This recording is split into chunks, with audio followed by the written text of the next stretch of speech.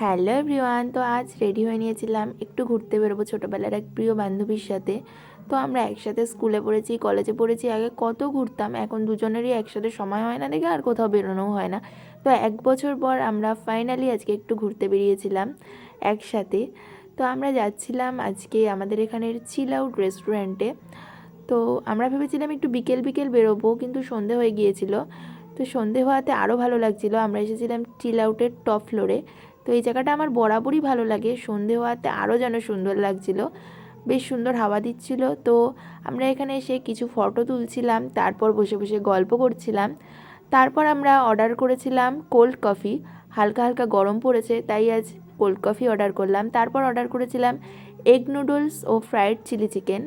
তো এগুলো খেয়ে আজকের দিনটা খুব মজা করে কাটালাম। ভিডিওটা এই পর্যন্তই, ভালো লাগলে অবশ্যই লাইক করো। বাই।